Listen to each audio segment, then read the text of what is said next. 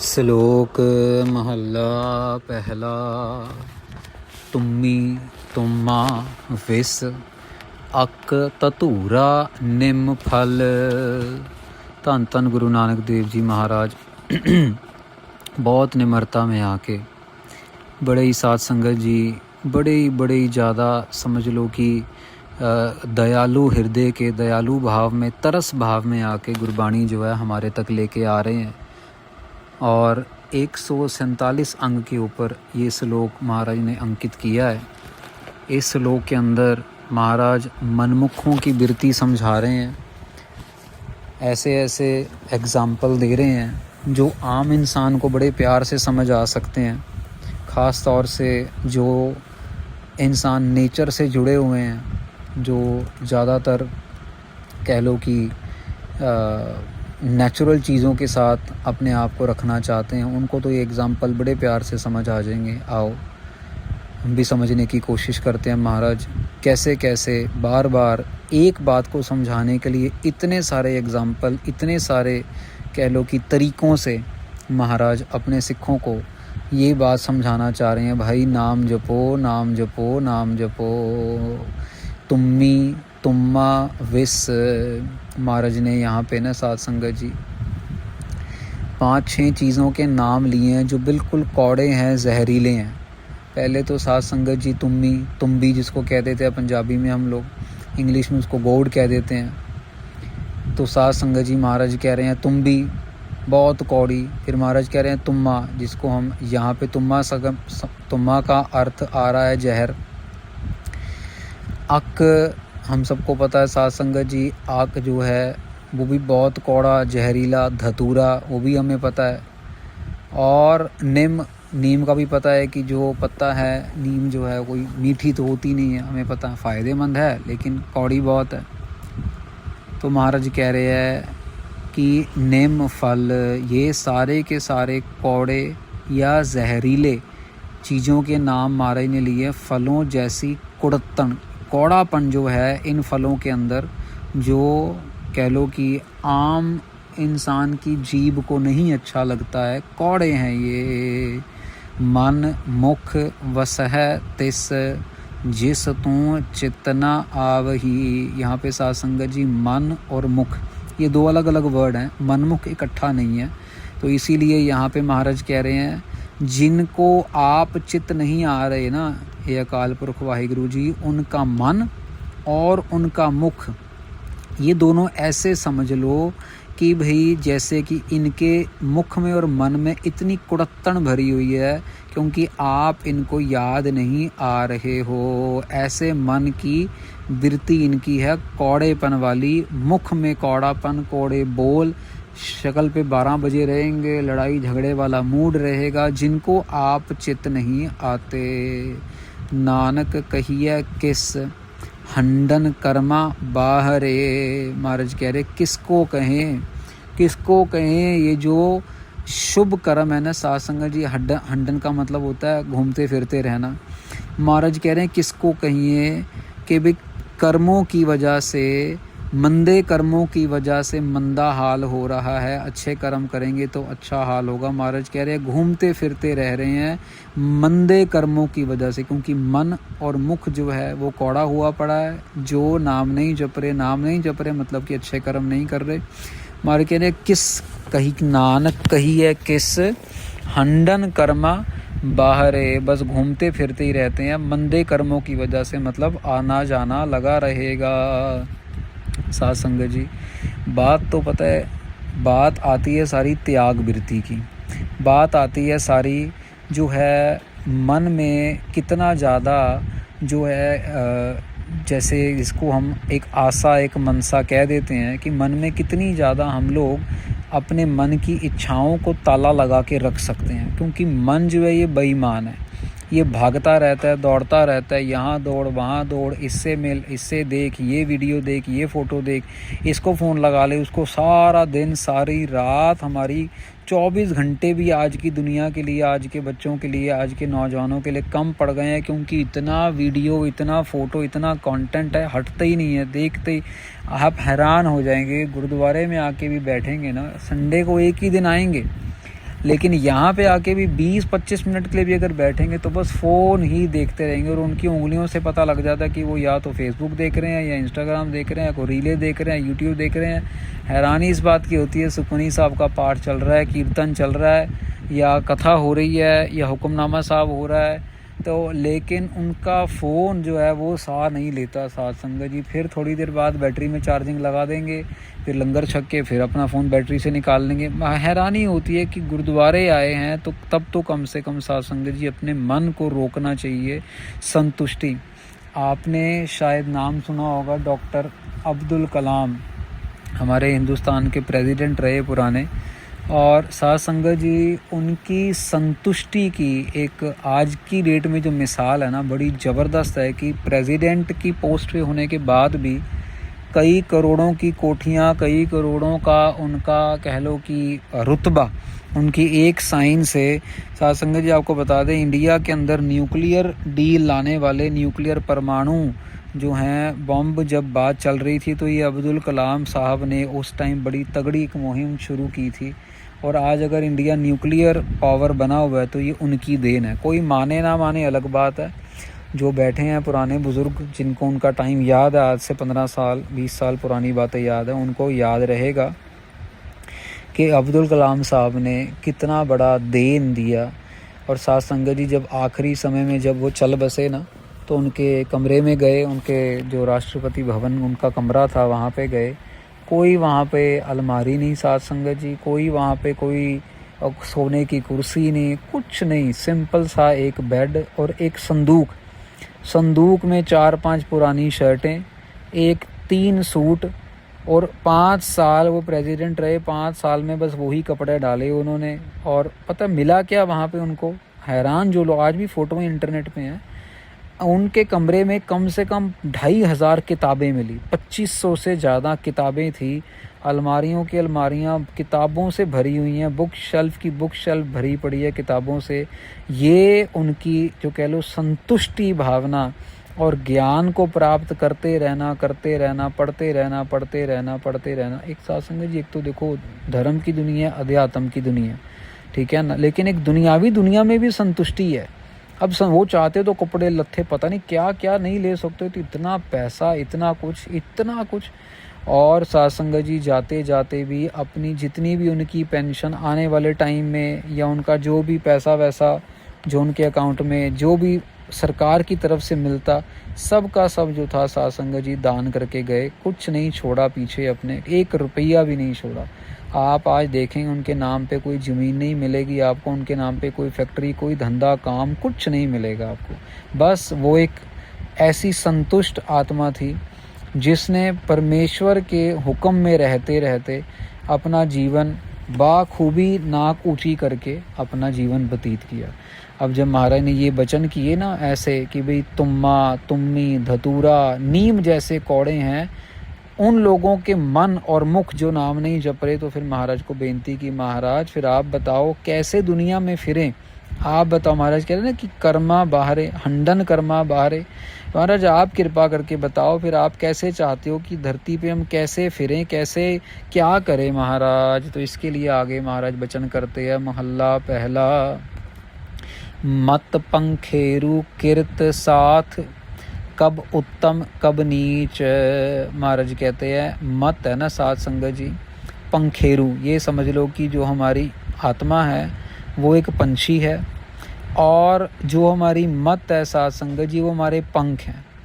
अब साथ संगत जी पंख जो हैं वो उड़ेंगे, पंख हिलेंगे तो हम उड़ेंगे, लेकिन हम उड़ेंगे, उड़ने का मतलब हम कर्म कर रहे हैं। महाराज कह रहे किरत साथ, भाई ऐसा हो भी किरत जो हमारी कर्म है, जब हमारी मत ये डिसाइड करे कि अब ऊंचा उड़ना है, अब नीचा उड़ना है, तब पता लगता है कि कब उत्तम कब नीच। कोई कर्म करके हम उत्तमता की तरफ चले जाते हैं, कोई कर्म करके हम नीच बन जाते हैं। और साथ संगत जी ये जो उत्तम नीच वाली जो साइकिल है, ये हमें बड़े ध्यान से चलानी है। ये हमारे जो कह लो कि किर्त जो है, पंख की वजह से जो हम किर्त कर रहे हैं उड़ते उड़ते, ये बड़े ध्यान से चलानी है। कब चंदन, कब अक डाल, कब ऊंची, प्रीत।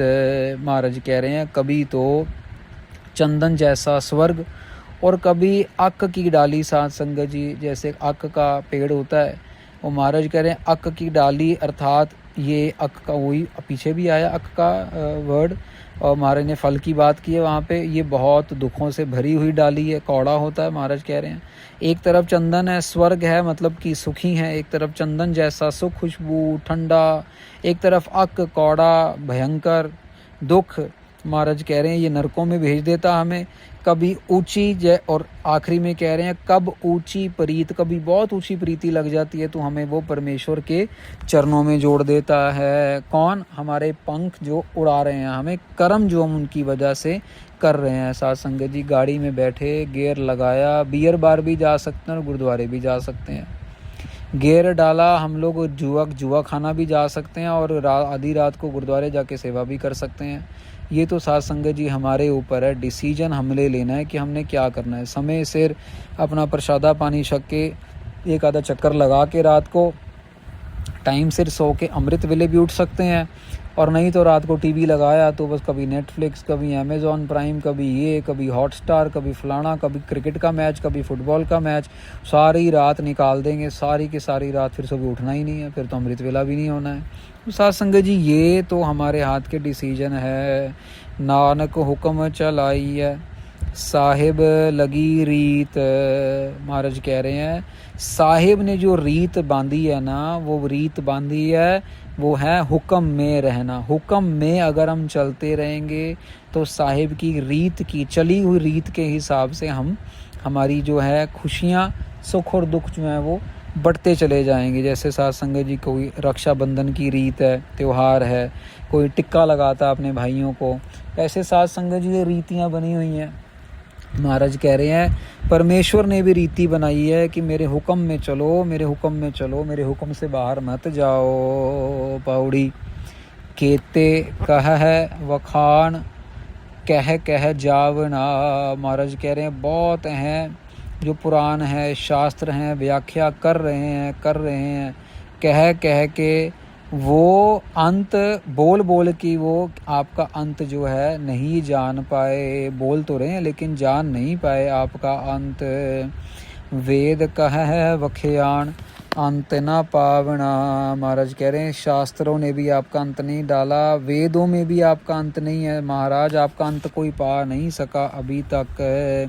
हाँ, तरीके ज़रूर ढूंढ रहे हैं कि भैया ये समझ लो कि टीका लगा लो, चंदन का लगा लो, जनेऊ डाल लो, लेकिन आपका अंत नहीं कोई पा सका महाराज।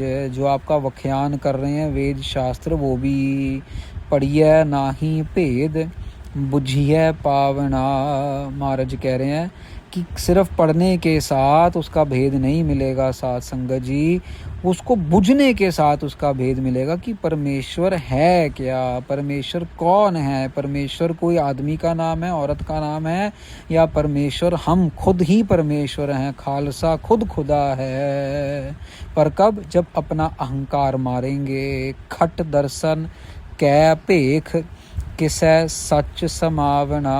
महाराज कह रहे हैं ये 6 तरीके के लोग शास्त्रों के हिसाब से साथ संगत जी उन्होंने भीख बना लिए, लेकिन कोई विरला ही है जो एक्चुअली में सच में समा रहा है। भेद बनाने में तो साथ संगत जी चोला तो कोई भी डाल लेगा, कृपान भी डाल लेगा, कोई माथे पे टीका भी लगा लेगा, पीछे बोधी भी बना लेगा, कोई हो सकता बुर्का भी लगा ले, कोई कैसी टोपी डाल ले, लेकिन साथ संगत जी कोई विरला ही है जो गुरु महाराज के अंदर जो है समा रहा है। जो प्राणी गोविंद त्यावै, पढ़या अनअड़ पढ़या परम गत पावै। महाराज कह रहे हैं कि कोई पढ़ा है भले ही कोई नहीं पढ़ा है, वो उसको पा लेगा, लेकिन कब? जब गोविंद को ध्याएगा। खट जो साथ संगत जी तरीके है ना, जो 6 तरीकों के दर्शन आए हैं शास्त्रों में, वेदों में, तो पहला तो साथ संगत जी जोगी लोग हो गए जिनके साथ महाराज ने सिद्ध गोष्ठ की।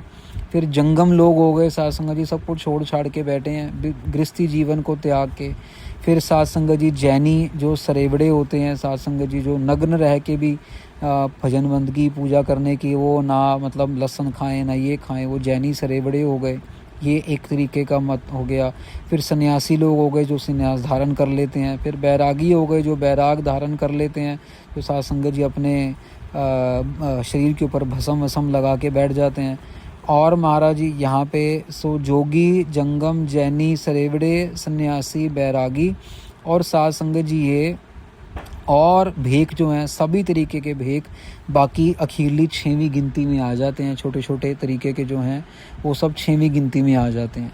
तो महाराज कह रहे जितने मर्जी भेख धारण कर लो, लेकिन सच में समाया तभी जाएगा जब उसको सच्चे मन से याद किया जाएगा। सच्चा पुरख अलख शब्द सुहावना, वो सच्चा है, वो सच्चा पुरुष है, उस शब्द में उसका जो है आनंद आता है और किसी तरीके से उसका आनंद नहीं आता। महाराज कह रहे साध संगत जी कभी आप ना आजमा के भी देखना। 2 घंटे समझ लो कि आप पानी की सेवा कर रहे हो और 2 घंटे आपने टीवी देख लिया। टीवी देख के 2 घंटे आप बोर हो जाओगे, लेकिन पानी की सेवा करते करते, पानी पिलाते पिलाते सतनाम वाहिगुरु का जाप करते करते आप परेशान नहीं होगे, थकोगे नहीं, मन जो है वो भरता। लेकिन भरेगा तब जब आप अंदर से हाँ में कि मैं पानी पिला रहा हूँ, ये नहीं आना चाहिए मन के अंदर। ये आना चाहिए कि मुझसे महाराज सेवा ले रहे हैं, कुछ नहीं पता कल को मैं भी हो सकता है मैं इनकी जगह में आके पानी पीने वाला बन जाऊं, बजाय पानी पिलाने वालों की कतार में से उतर के। मन्ने नाव बिसंख दरगह पावना, महाराज कह रहे हैं जो उसके नाम को मान रहा है वो बेसंख का अर्थ आ जाता है साध संगत जी जिसकी कोई संख्या ही नहीं है, अनगिनत, इन्फिनिटी इसको कह देते हैं। दरगाह पावना, महाराज कह रहे हैं वो है जो दरगाह को पा लेता है, वो है जो महाराज कृपा करके उसको अपना रास्ता, अपना गेट दिखा देते हैं। खालक कौ आदेश ढाडी गावना, अपने आप को महाराज ढाडी कह रहे हैं साध संगत जी। महाराज कह रहे हैं हम तो सृष्टि रचने वाले परमेश्वर का जो उसको आदेश करते हैं, आदेश का मतलब नमस्कार। खालक कौ आदेश ढाडी गावना, मैं ढाडी हूँ, जैसे ढाड बजा के ढिंढोरा पीट के लोगों को बताते हैं, मैं तो गा गा के उसको नमस्कार करता हूँ। देखो कितनी निम्रता है महाराज के अंदर, खुद अकाल पुरख जी का रूप है लेकिन अपने आप को ढाडी कह रहे हैं। क्या हम में से कोई कहेगा अपने आप को ढाडी साध संगत जी? कोई नहीं कहेगा। मैंने पहले भी ये बात का जिक्र किया, एक बारी देहरादून में हम थे तो संगत बैठी हुई थी, तो हमने संगत में से एक बंदे का नाम हम जानते थे, तो मैंने वैसे ही संगत में बैठे बैठे एक सवाल कर दिया। मैंने कहा सिंह साहब आप, उनका लड़का इंजीनियरिंग की तैयारी कर रहा था, तो मैंने कहा आप कभी, वो एक प्रकरण चल रहा था कि भी आजकल कोई भी दुनियावी कोई भी जो है वो अध्यात्म की तरफ जल्दी नहीं उठ के चलना शुरू करता, दुनियावी तरफ सारे चलते हैं। तो मैंने पूछा उनसे, मैंने कहा कि आप अपने बेटे को बनाना चाहोगे गुरुद्वारा साहब का ग्रंथी सिंह या कीर्तनिया? तो मैंने तो शायद सुबह पूछा, पर मेरे को नहीं पता था कि वो इतने आग बबूले हो जाएंगे साध संगत जी। जो उन्होंने मेरे से बाहर आके झगड़ा किया, ओ माय गॉड, सारा उन्होंने गुरुद्वारा सिर पे उठा लिया। जितनी वहाँ संगत बैठी थी सबके साथ ये ऐसे कैसे बोल सकते हैं, मेरे बेटे को ग्रंथी बनाना है, मेरे बेटे को ज्ञानी बनाना है, मैं मेरे को इंजीनियरिंग करा और लाखों रुपए। मैंने कहा भैया मैंने तो सिर्फ एक सहज सुबह एक सवाल पूछा था, तो आप कह दो ना कि नहीं बनाना, इसमें गलत क्या है? आपको इतना गुस्सा किस बात में आ रहा है? आप मतलब चोर बना रहे हो बेटे को, लेकिन एक्चुअली मन में चोर है, क्योंकि ज्ञानी बन के वो गुरु ग्रंथ साहब जी के नज़दीक जाएगा, दुनियावी बन के वो हो सकता है कल को आपको भी घर से धक्के मार के बाहर निकाल दे जब ज़्यादा पैसे जेब में आ जाएं तो लेकिन उन्होंने तो ऐसे बात का बतंगड़ बनाया, मैं तो हैरान हो गया सुन के। उसके बाद हमने तो तौबा कर ली जी, कथा में हम तो कभी किसी को कुछ कहें ही ना, कभी बात में ऐसे इतनी बात बन जाए क्या फ़ायदा है, किसी की नाराज़गी लेने का क्या फ़ायदा है। देखो हम संगत को वैसे सवाल करने में भी इतना गुस्सा, और यहाँ गुरु महाराज अपने आप को ढाडी कह रहे हैं कि हम तो परमेश्वर के ढाडी हैं। नानक जुग जुग एक मन वसावना, महाराज कहते हैं जुगो जुग एक अकाल पुरख वाहिगुरु जी हम अपने मन में बसा के रखें, उसको नमस्कार करते रहें। आदेश तिसै आदेश, आद अनील अनाद अनाहत, जुग जुग एको वेश। साध संगत जी यहाँ पे ये पौड़ी समाप्त होती है। 148 अंग के ऊपर ये पौड़ी हुई है।